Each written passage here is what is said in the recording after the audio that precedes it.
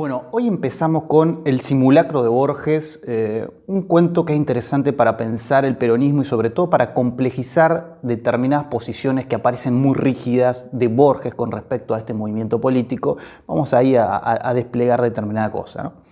Estamos en principio en el momento de la muerte de Eva Perón en 1952, ¿no? Así, con Walsh nos íbamos unos años posteriores a su muerte, ahí a partir de la cuestión del conflicto por la desaparición de su cuerpo. Bueno, acá estamos en el momento de su fallecimiento, ¿no? Y en este sentido vamos a ver que conforme a la unidad y a los problemas que vamos a activar en la unidad, el cuento de Borges tiene un sustrato histórico real, ¿no? Esto es importante. Porque tras la muerte de Eva Perón, además de las pompas y la imposición del luto obligatorio, de este gran velorio masivo en las calles de Buenos Aires, que acá podemos ver algunas imágenes, se tomaron algunas resoluciones para reforzar esta lamentación compulsiva, a tal punto que el secretario de la CGT, José Espejo, propuso que el velorio que se estaba haciendo en Buenos Aires se repitiera en cada una de las ciudades capitales de las provincias. Esto no prospera, pero efectivamente desde determinadas instituciones, como por ejemplo la propia CGT, se montan lo que podríamos llamar puestas en escenas del velorio, donde se vela a Eva sin que el cuerpo esté ahí presente, y esto se replica también en el interior del país por parte de particulares.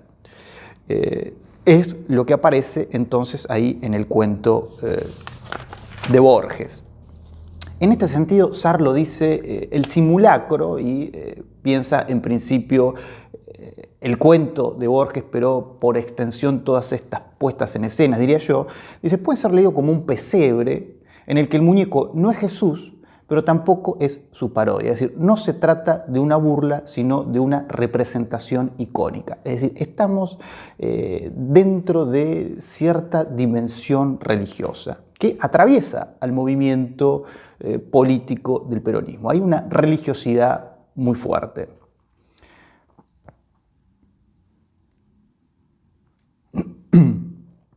Ahora, para reconstruir un poco los pronunciamientos políticos que Borges hace públicamente, diría Barthes como un señor entre otros, y sus ficciones, porque la idea sería escindir un poco estos dos aspectos, porque vamos a ver la primera parte de estos discursos públicos tiene una carga panfletaria muy fuerte, mientras que sus ficciones son bastante más complejas.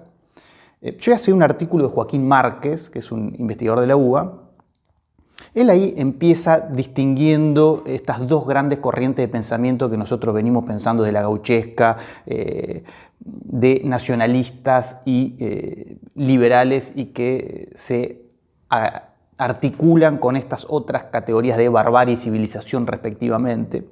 Él dice, en principio habría una tradición liberal, cosmopolita, europeísta, ¿no? en la cual se podría inscribir a Borges, y por otro lado un pensamiento nacionalista, federalista e inclusivo. Él nombra a Alberdi, Andrade, a Guido Hispano, a Hernández, al Hernández de la primera parte del Martín Fierro. Y dice, y esto me parece interesante, ambas tendencias se articulan a partir de un conjunto de oposiciones en la literatura de Borges, ¿no? Es decir, la literatura de Borges no se va a construir como un panfleto con respecto a una de estas dos posiciones, sino que características de ambos bandos, por decirlo así, van a aparecer tensionándose al interior de los textos de manera ambivalente en términos críticos, decía, ¿no?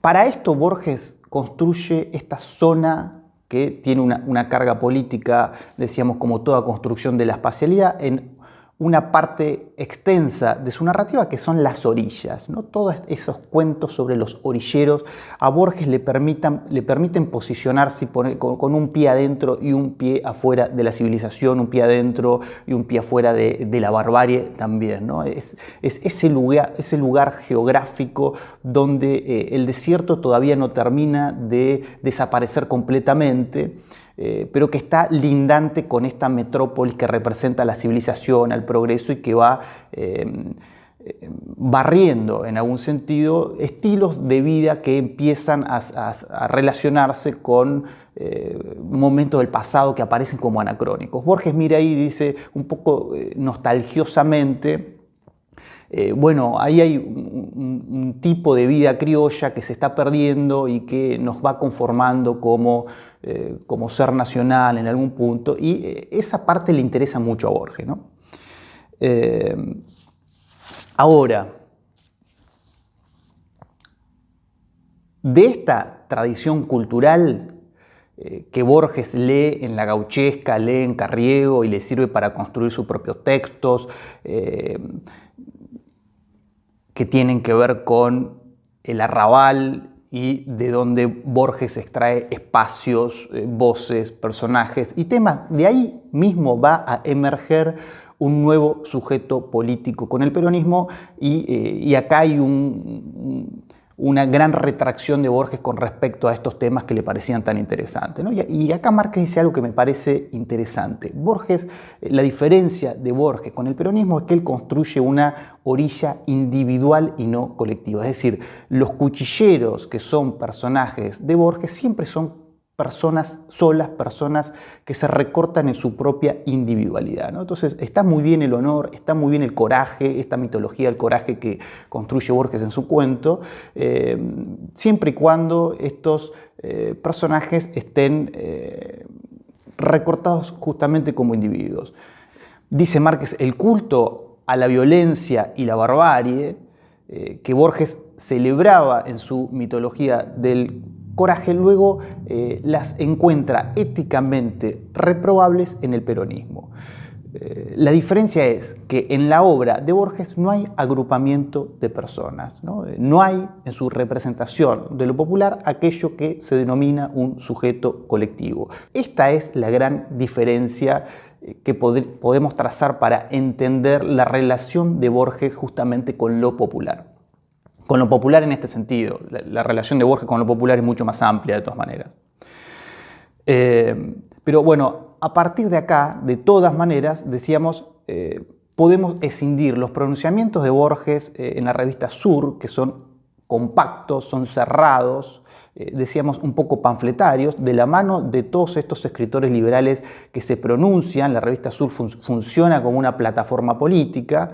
Silvino Campo, por ejemplo, dice en la revista que muera esa raza maldita, esa estirpe rastrera, ¿no? A ese punto de discursividad panfletaria.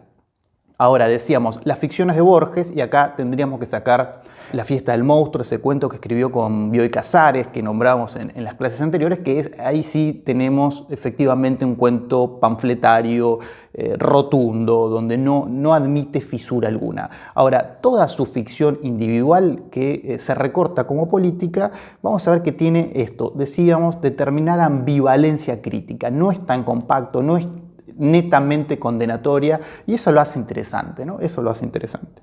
En la revista Sur, ahí de la mano acá de Silvino Campo, de este tipo de pronunciamientos, bueno, se recortan un par de vértices a partir de los cuales se lee el peronismo, ¿no?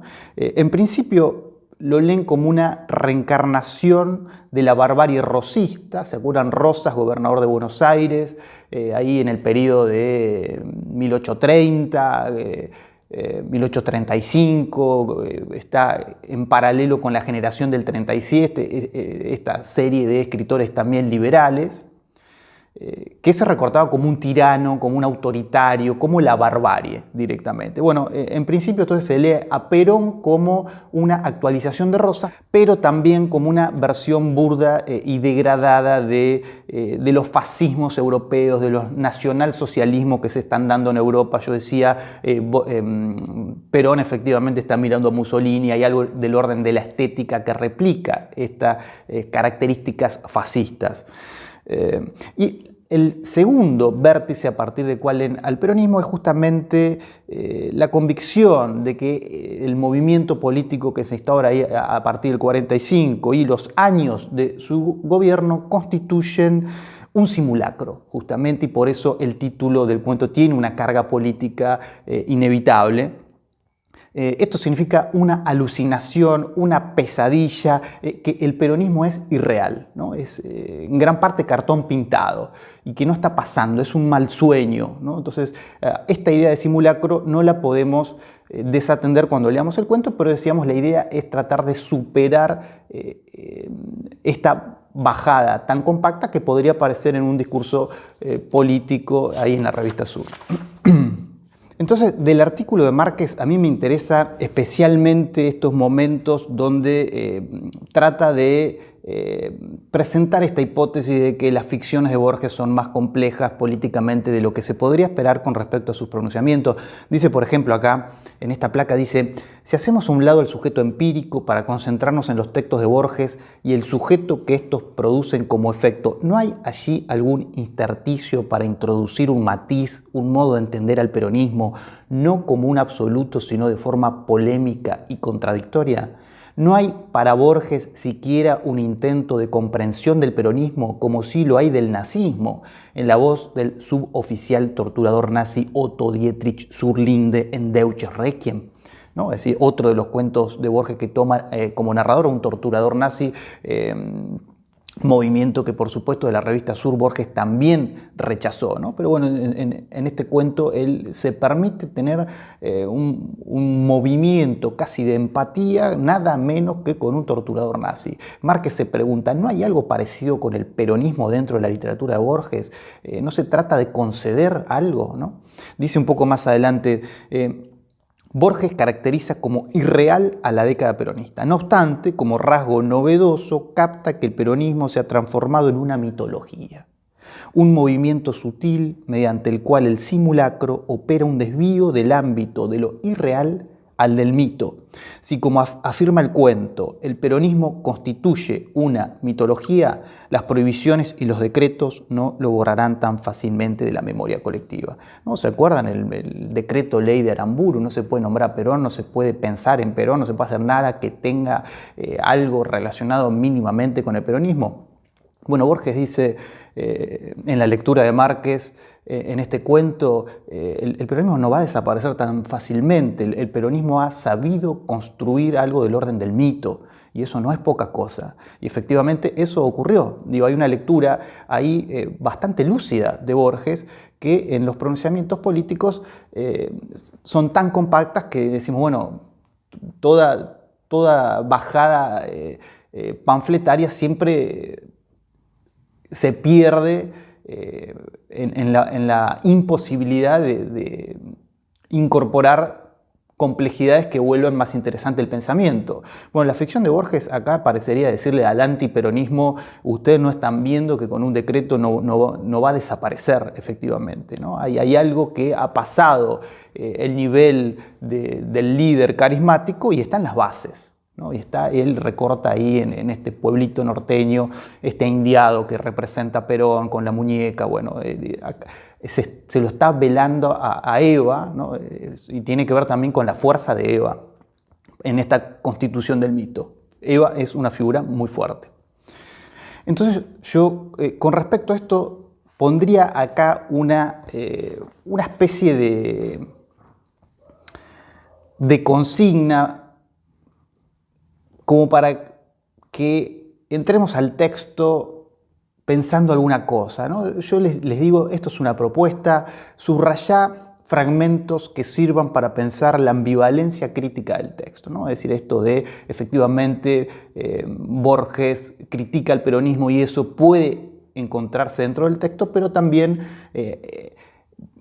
se destacan ciertas características que podrían ser leídas en términos positivos. Entonces, por un lado, el simulacro de la escena como propio del movimiento político, es decir, esta idea de peronismo igual simulacro que aparece en la revista Sur y que llega también a los cuentos de Borges, pero por otro lado, el desvío literario a partir del cual el simulacro se transforma de sinónimo de irrealidad en cristalización de un mito, ¿no? Esto tiene un matiz positivo efectivamente. Entonces, tratar de leer esas tensiones, subrayar momentos momentos que nos permitan leer alguna de estas dos claves. Yo lo que les propongo es ahora cortar este video y vamos a pasar a un segundo video, que antes de que pasen al segundo video hagan este ejercicio, que subrayen lo que para ustedes puede corresponder a uno u otro segmento de lectura. Yo en el segundo video les voy a mostrar mis subrayados, que no son los subrayados totales, son subrayados subjetivos que yo creo que se puede leer alguna cosa. No los voy a explicar a todos los subrayados, ¿no? Para que no sea una cosa tan conclusiva. Digo, en presencial podríamos sí hacer un juego donde administráramos nuestras voces. Yo le voy a mostrar mis subrayados, voy a aclarar un par de por qué subrayo y todos los demás para que los pensemos, para que vean si coinciden con los de ustedes. Si no coinciden no significa que esté mal. Porque hay alguna cosa que yo vi ahí que no subrayé y que podría haber subrayado. Ahí el margen del subrayado también se vuelve un poco fino. Entonces les propongo ese ejercicio y en el video que sigue leemos el cuento y explico ahí un par de cositas y cerramos.